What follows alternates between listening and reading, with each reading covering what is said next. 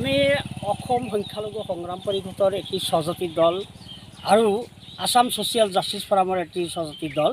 আজি আমি ধলপুৰ প্ৰথম খণ্ড আৰু ধলপুৰ তৃতীয় খণ্ডত যি এভিকশ্যন হৈছে যোৱা 20 তাৰিখ আৰু 23 তাৰিখত, সেই এভিকশ্যনৰ আমি পৰ্যবেক্ষণ কৰিবলৈ আহিছোঁ। আমাৰ লগত আমি অসম সংখ্যালঘু সংগ্ৰাম পৰিষদৰ কাৰ্যকৰী সভাপতি মোকাদ্দাছ আলী মণ্ডল, সাধাৰণ সম্পাদক মোৱাজ্জেম হুছেইন, সহকাৰী সাধাৰণ সম্পাদক নুৰ মোহাম্মদ আলী, আমাৰ প্ৰচাৰ সম্পাদক সাইফুল ইছলাম তালুকদাৰ, আমাৰ সহকাৰী সাধাৰণ সম্পাদক ৰফিকুল ইছলাম, বঙাইগাঁও জিলা কমিটিৰ সভাপতি ৰফিকুল ওৰফে ৰাজা সাহেব, আমি আটাই ইয়াত আমি উপস্থিত হৈছোঁ আমি পৰ্যবেক্ষণ কৰাৰ কাৰণে। আজি আমি ধলপুৰত আহি যেই ধলপুৰৰ ভিক্টিম ৰাইজৰ লগত সাক্ষাৎ কৰিলোঁ, পৰিস্থিতিৰ বুজ ল'লোঁ, তাতে দেখা গ'ল যে চৰকাৰে কোনো আগতীয়া জাননী নিদিয়াকৈ হঠাৎকৈ আগদিনা ৰাতি 12টা বজাত নটিচ দি ৰাতিপুৱাই উচ্ছেদ কৰিবলৈ আহি যি চৰকাৰে পুলিচ আৰু CRPৰ দ্বাৰা বীৰত্ব প্ৰদৰ্শন কৰিছে, সেই বীৰত্ব প্ৰদৰ্শনৰ ফলত দেখা গৈছে তাত নিৰীহ 3জন ব্যক্তিক হত্যা কৰা হৈছে। এই অসম চৰকাৰ যে ফেচিষ্ট চৰকাৰ, আমি ইয়াত যি ভাৰতীয় নাগৰিক যি ঠাইত ইভেকশ্যন কৰা হ'ল সেইখন ঠাইত আমি আজি আহিলোঁ দৰং জিলাৰ চিপাঝাৰ ৰাজহ চক্ৰৰ অন্তৰ্গত, আৰু সেই চিপাঝাৰ ৰাজহ চক্ৰৰ পৰা আজি প্ৰায় 15 কিলোমিটাৰ দূৰত ব্ৰহ্মপুত্ৰ নৈৰ এটা সুঁতি নাৱেৰে পাৰ হৈ এই চৰৰ ভিতৰত আহিছোঁ।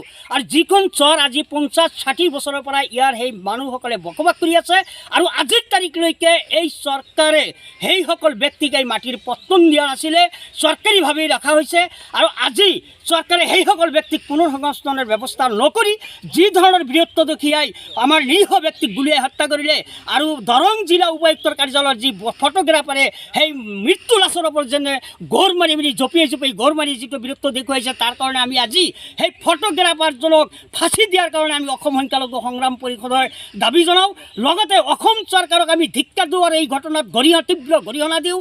লগতে ইয়াৰ উচিত তদন্তৰ কাৰণে CBI তদন্ত কৰিব লাগে, আৰু দৰং জিলাৰ উপায়ুক্ত আৰু আৰক্ষী অধীক্ষক চাহাবক সেই তদন্তৰ আওতাত আনি সুবিচাৰ কৰি তাত দোষীক ধৰা পেলাই উপযুক্ত শাস্তি দিব লাগে বুলি আমি দাবী জনাওঁ। লগতে আমি এই এভিকশ্যন যাতে পৰৱৰ্তী কালত এনেধৰণৰ এভিকশ্যন নহয়, আমি এভিকশ্যনৰ বিৰোধিতা নকৰোঁ। চৰকাৰী যদি তেনেকুৱা মাটিৰ প্ৰয়োজন আছে প্ৰজেক্ট কৰক, তাত কৰি যদি এভিকশ্যন কৰা হয় তাৰ আগতীয়াকৈ সেই ব্যক্তিসকলক পুনৰ্সংস্থানৰ ব্যৱস্থা যাতে কৰা হয়, তাৰপিছত যাতে এভিকশ্যন কৰা হয় সেইসকল ব্যক্তিক। আৰু বৰ্তমান যিখিনি মানুহক এভিকশ্যন কৰা হৈছে ঘৰত, সেই ব্যক্তিসকল ক'ত আছে, খাই নাখায়, সিহঁতৰ কোনো জেগা এতিয়ালৈকে চৰকাৰে দিয়া নাই, এটা খবৰো লোৱা নাই সেইসকল ব্যক্তি ক'ত আছে।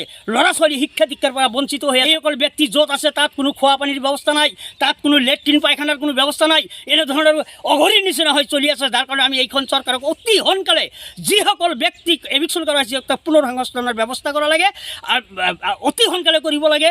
আৰু এই এনেধৰণৰ যে অবৈধ এভিকশ্যন যাতে কৰা নহয় তাৰ কাৰণে আমি চৰকাৰক আমি আহ্বান জনাওঁ। আৰু অসম চৰকাৰৰ যিটো কাৰ্য ব্যৱস্থা লোৱা হৈছে এইটো একমাত্ৰ দেখা গৈছে স্বৈৰাচাৰী ৰাজতন্ত্ৰ, স্বৈৰাচাৰী চৰকাৰ চলাই থকা হৈছে। আৰু এটা বিশাল জনগোষ্ঠীক এই চৰৰ মাজত ইয়াত চৰকাৰৰ কোনো প্ৰজেক্ট কৰিব নোৱাৰে। আজি 10 বছৰ পিছত কিজানি এইখনো ব্ৰহ্মপুত্ৰ নদীত উঠিয়াই লৈ যাব পাৰে। আমি আজি দেখিলোঁ সেইফালে ভাঙি আছে, কেতিয়াবা এইখন গাঁও ধলপুৰ 1 নম্বৰ গাঁওখনো কিজানি ভাঙি যাব পাৰে, এনেকুৱা অৱস্থা হৈ আছে, ইৰচন হৈ যাব পাৰে। আৰু সেই তাত চৰকাৰে কি প্ৰজেক্ট কৰিব? যি খেতি কৰিবলৈ চৰকাৰে এটা সন্থা বনাই দিছে কৃষিৰ কাৰ্যৰ ক্ষেত্ৰত, এই লোকেল ৰাইজক দি সেইটো সন্থা বনাই এই খেতি কৰিব পাৰিলেহেঁতেন।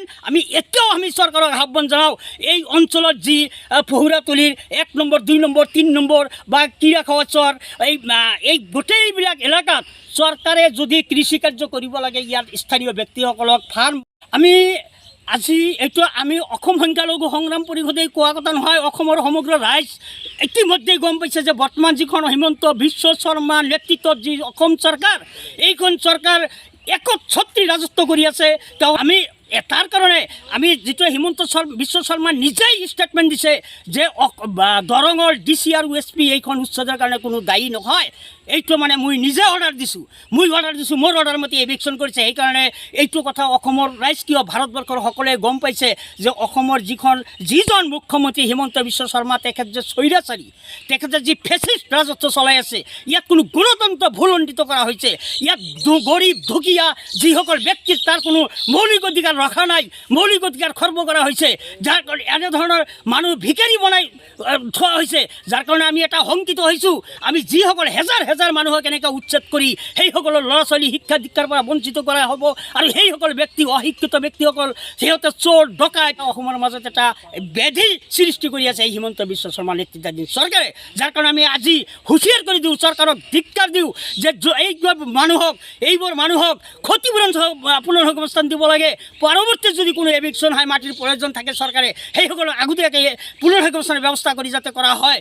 যদি আমাৰ দাবী চৰকাৰে মানি নলয়, আমি অচিৰেই আমি এই সমস্যা আমি ৰাষ্ট্ৰীয়ভাৱে তথা আমি ইণ্টাৰনেশ্যনেলভাৱেও আমি লোৱাৰ কাৰণে আমি অচিৰেই দিল্লীত আমি প্ৰতিবাদী কাৰ্যসূচী আমি ল'ম, আৰু ৰাষ্ট্ৰসংঘত আমি ইয়াৰ বিচাৰ দিয়াৰ কাৰণে আমি বাধ্য হ'ম।